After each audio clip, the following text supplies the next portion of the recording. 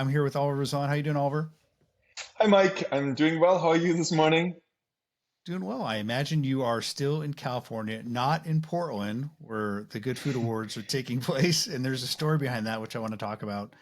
The story was broken by the Washington Post, but you and I have been talking about this for the past couple of days. hmm And I guess I'd love to hear your side of what happened. You originally heard from the Good Food Awards, and they were excited about your cheese, and the judges were. What happened there? So the question we asked ourselves when we got started in 2020 is, can we create products that are equally delicious and indulgent, but can we create them directly from plants without using animals to convert the plants, right? So I like to sort of call it primary protein or primary ingredients as opposed to secondary ingredients that are metabolized by the animals from the original plant ingredients, right? Cows and other animals we eat and the products of which we eat are herbivores. So yeah, we were some of my colleagues submitted an entry, one of our cheeses, to the Good Food Award early last year, and I think around September is when they had their Good Food Mercantile, and then also the award, the judges tasted our cheeses and other cheeses, and we became aware late last year, and the public became aware that we're finalists, which is super exciting because, to the best of my knowledge, no vegan cheese has ever made it to be a finalist. And then at the end of January, I got an email, a confidential email, which I therefore didn't share with anybody until last week, that we're not just finalists, but that we're a winner of the Good Food Award. And yeah, it was just an honor, super exciting that the judges, esteemed judges of the Good Food Award, um, tasted the product and thought it was so delicious that it should win this award. And again, can't emphasize enough how this is all thanks to my incredible team who's been working so hard on marrying traditional cheese making techniques with Right. with our modern understanding of what can be done with plants. And you got this letter. This is super exciting. You bought plane tickets and hotel reservations for Portland, which is where it's happening today. Mhm. And when you were listed as a finalist on the website, there started to be some industry conversation. Industry insiders like Janet Fletcher on her blog and others started writing about this. And I was looking at the comments on her website, and a lot of people, I think, who were probably from the more traditional cheese world said, "This is not cheese. This is if it's not using dairy from a cow or an animal, it's not cheese." And so there was a lot of almost pushback from the traditional cheese industry that plant-based companies are finalists. But there was no rules that forbid that. That was actually within the rule set, right? Yeah, super exciting to hear.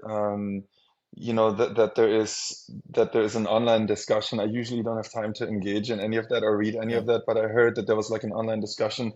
And yeah, I think, it's natural for us humans to um, to question new choices, but it's also natural for us to innovate and tinker with what nature gives us and come up with new choices. A lot of people don't know I grew up in Bavaria, in Munich, Bavaria, surrounded by dairy country and ate lots of dairy products, especially as a kid and teenager, and have a fond appreciation for for this very unique way in which people have derived nutrition from the land. And one of the interesting realizations when we first had started having products that were so good that I thought I could convince traditional cheesemakers, was that when I came back to Bavaria and France, where we have a lot of partners now, people love this stuff. The general response, the general reaction is, "This is so awesome. This is so wonderful that you can make this from clean plant-based ingredients and it tastes as good as the dairy version."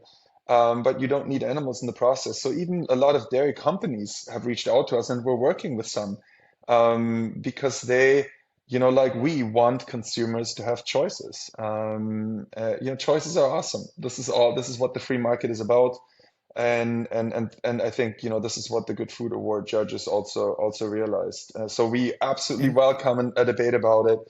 I told the Washington Post reporter as well, I don't want to have an opinion myself, whether, this should be labeled cheese or alternative cheese. Ultimately, it's for the consumers to decide.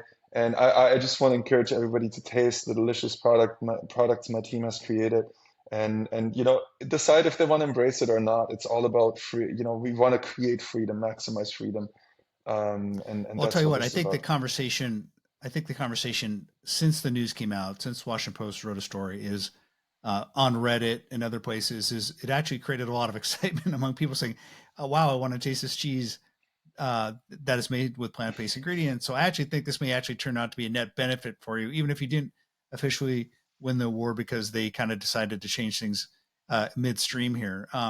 We're getting lots of we're Yeah, getting I can lots of imagine you are. orders. There's a lot of excitement for our products.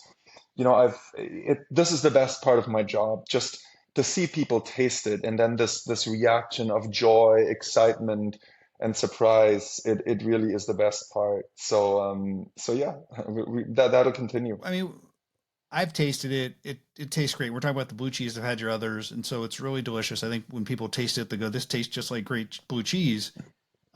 It'll be interesting to see how the conversation evolves within the industry. The traditional incumbents, obviously, who pay attention to stuff like this, may say, "Hey," some of them may say, "Hey, this isn't cheese," but clearly, if the plant based stuff is this good, I see it's just it's kind of a technic. They're trying to get off on a technicality because this stuff tastes, feels, smells like cheese, and so I think it'd be interesting to hear how this conversation evolves going forward. Hmm. Yeah, for sure. Again, I want to just focus on the positive, right? It's wonderful that this is an alternative option for people who are lactose intolerant, for people who, have, are of the opinion that there's better options for the planet, and so, um, I just want to see this in a positive light, and I think that that notion that the future of food can be better in every way, there can be more choices for everybody, I think is something to celebrate. Great. Well, Oliver, thank you so much for spending some time telling us about this. It's been an exciting and interesting story to watch. And like I said, I think this will be a net benefit for you because, as I say, all news is good news, essentially. So I think this is going to turn out good for you Yeah, guys. and congrats to all the other awardees and finalists in the Good Food Award. It's not just cheese, by the way. It's also lots of other categories. So, this I also want to use this day. This is a special day for all of them, and want to use this moment to congratulate them for all the hard work they've done to make tasty, healthy products. And so, yeah, it's a good day. All right. Thanks, Oliver. Thanks, Mike.